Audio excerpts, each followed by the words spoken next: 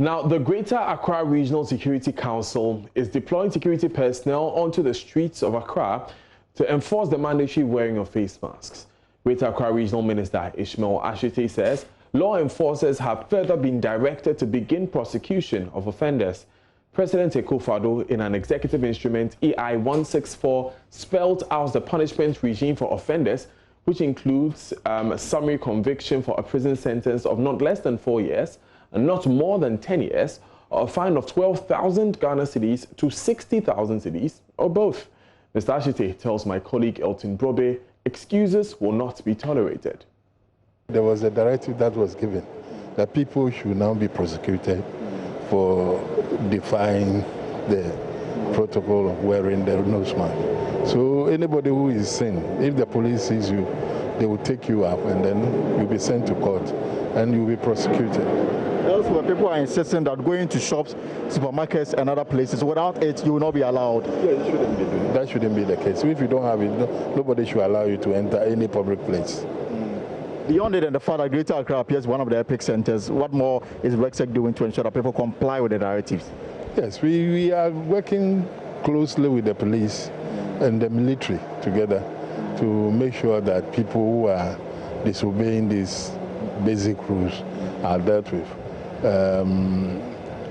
Education also should be part of, and you, the people from the media, can help by educating our members, especially along the coast. When you go to Ododo areas, talk to them so that they comply with these things. Now, the Greater Accra Regional Minister spoke to JoyNews on the sidelines of a presentation ceremony by the COVID-19 Trust Fund. Some selected health facilities in the Greater Accra and the Volta regions received personal protective equipment worth 10 million Ghana cedis from the fund. Chairman of the Board of Trustees, Sophia Kufo, wants speedy distribution to the facilities identified.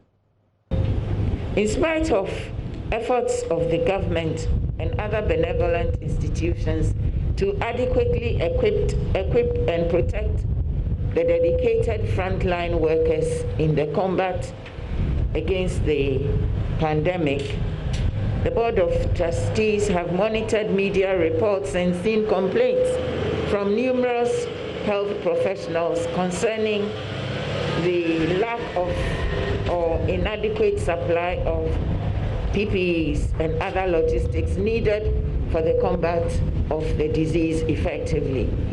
This distribution we're doing today is therefore meant to help fill, for the time being, the gap or shortfall in the supply of PPEs and other medical items to frontline workers for the fight, for the noble fight that they are fighting against the coronavirus pandemic.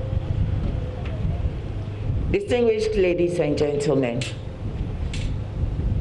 having made these distributions, I hereby call on the management of these beneficiary institutions to apply the donated items for the purposes for which they are intended. In particular, the items should not be allowed to languish in storage for inordinate lengths of time because of onerous and cumbersome bureaucratic procedures before they are released to the targeted users and staff who need them so desperately.